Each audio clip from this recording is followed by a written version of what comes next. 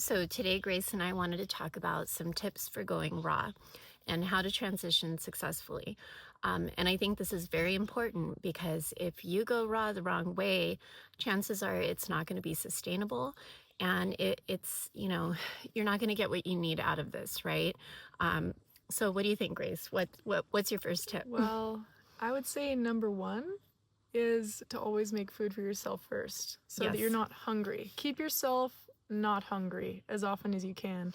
And this could be directed towards moms Mm-hmm. who are preparing meals for their husband and Yes. children. Yeah. Um, I guess, for me, when I first went raw, I used to bake sourdough bread for my husband and the kids every day. And at first, that was really hard. I would smell it and it's like, oh man, I just want a bite of that. Yeah, how could you Um, not? but I quickly learned that if I made my meal first and I ate it, then when I baked the sourdough bread, it wasn't a problem. It was like, okay, I'm not hungry. Yeah.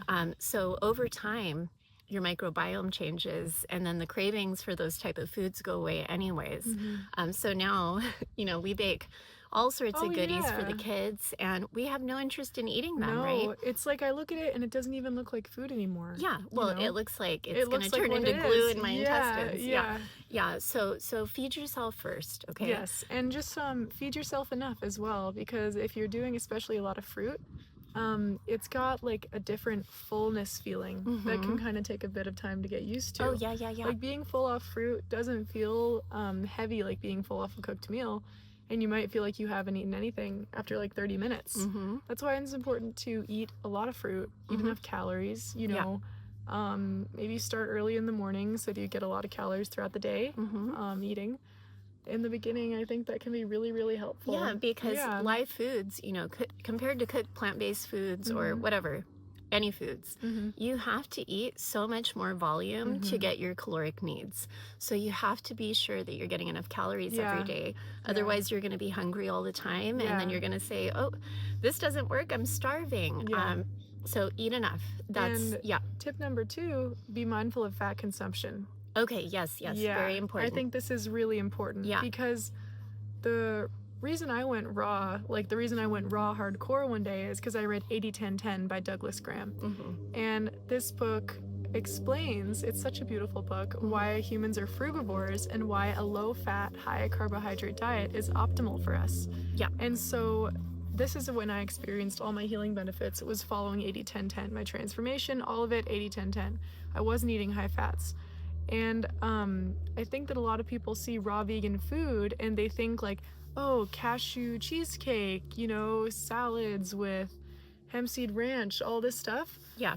All these foods are great, but that's not where the healing is going to come in because Right. fats are hard on your liver. Yeah. So if you're trying to heal your liver and heal your system and you're eating raw nuts and seeds all day, Mm-hmm. it's probably not going to happen. I think still cutting out grains, meat, all that is really, really good for you. Mm-hmm. You're getting onto a clean diet, but you're not really addressing the root cause quite yet.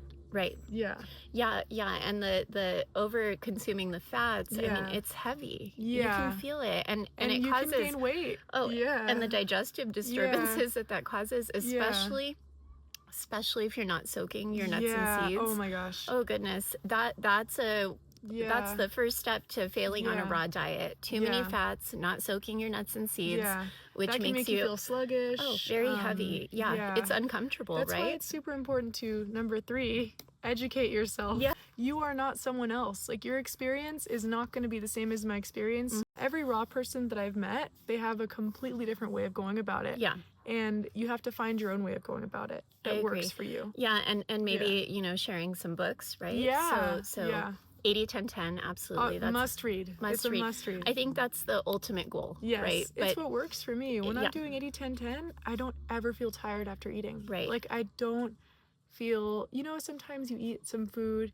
When I would eat high-fat raw food, go to the raw restaurant, you feel dehydrated and tired after. Oh, yeah. And you're like, man, this is not how it's supposed to feel No, to be raw. it's fun at first. It but tastes good. It's addicting. Yeah, this is not a Yeah. linear path, right? No. So you're going to maybe take one step forward and two Yeah. steps back, and that's Yeah. okay. This is all part of the journey. It's and completely fine. you have to Yeah. learn, right, as Yeah. you go. It's like, you know. It's like getting back to stripping away all the layers of programming and getting back to our true selves. It's not easy. And the deeper you go into this, the more you have to address your shadow self too. Like, a lot of things come up because you're not stifling them down with addictive foods anymore or bad habits. Right. And also like checking yourself. Like when you have a craving for something, is that physical hunger or is that mental hunger? Is it emotional? Where is it coming from? Is it like an idea that I can never have it again, so I need to have it? If you feel that way, just eat it. Or just make a raw version of it, you know? Or you might have it and then it makes you feel bad and then you don't want to have it again. Oh man, this is why I'm raw, because I like how I feel when I'm you raw. might fall back and eat something like a cooked food that you wouldn't even dream of eating, right? Like a piece of chocolate cake or something, you know, that's super toxic. I mean, we've all done it, right? And then you feel it. Or like a California burrito. I haven't done that. Maybe a vegan one, but no, not that. Oh no, not a. It was. What was it? It was a fajita veggie burrito. Okay, that's whatever. A fajita veggie burrito, right? So you might eat that after being on live foods. And then it weighs you down, right? And then that's like your lesson. It's gonna teach you something. When you purify your body too, it starts to reject the foods that you used to be able to eat like nothing. For sure. Salt, like salty, oily foods. Oh my god, I can't. I'll smell them right underneath my arms the next day. Even if it's raw. Yeah. For me, you know, it's like maybe once a year, a cooked plant-based meal out at a fancy vegan restaurant. We have a few in San Diego. But even that, you know, it's like, it's not worth it for me. I don't like to feel dehydrated because my diet is so hydrating. I know. It feels the best really to just eat fruits. I agree. Like, and just eat enough fruits. You feel so good. You're like... Yeah, but in the beginning, sometimes it's really important to recreate your favorite meals, like maybe a raw lasagna or some zoodles. And we eat zoodles all the time. Love zoodles. Yeah, there's a lot of different things. You get very creative. And I think that's why I see this raw food journey. It's so creative. It's so beautiful. And you see so many people creating all these beautiful foods. You can share it with people too. Like when you make your raw food actually taste good. Like you. Yeah.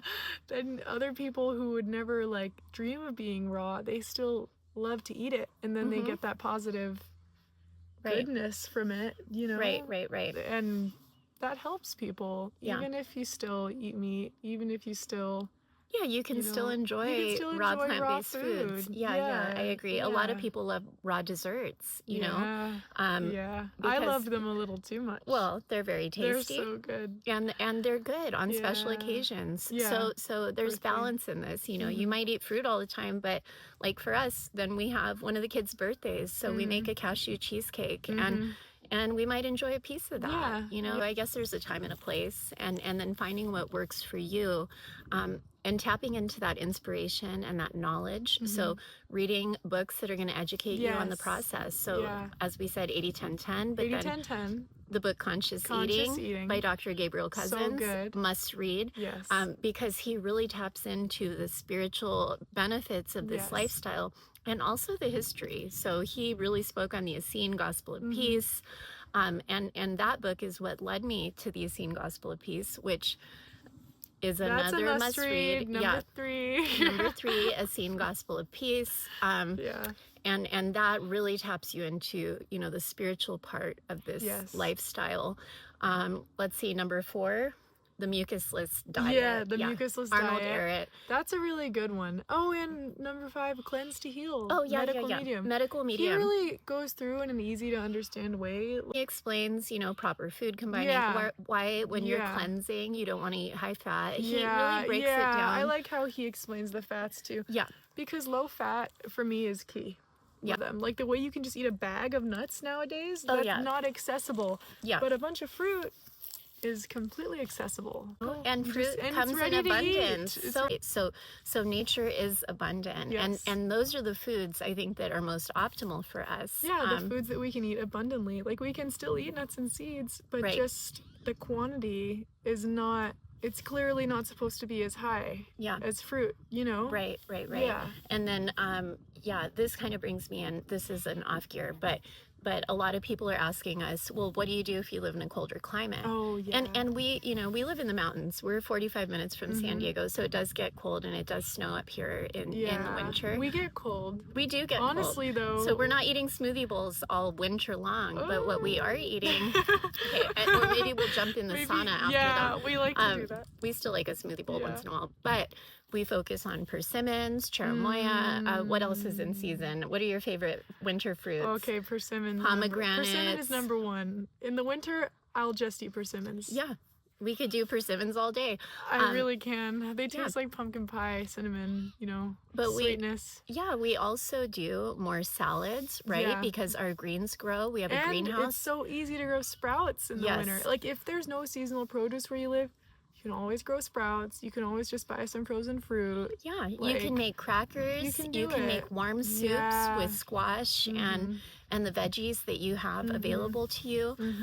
And you know, if you can't go to your farmer's market and buy produce, then you have to do the best that you can, right? Go to the grocery store and buy the organic produce, because when I first went raw, I still bought lots of things from the grocery store, like certain ingredients that weren't local to me at that time.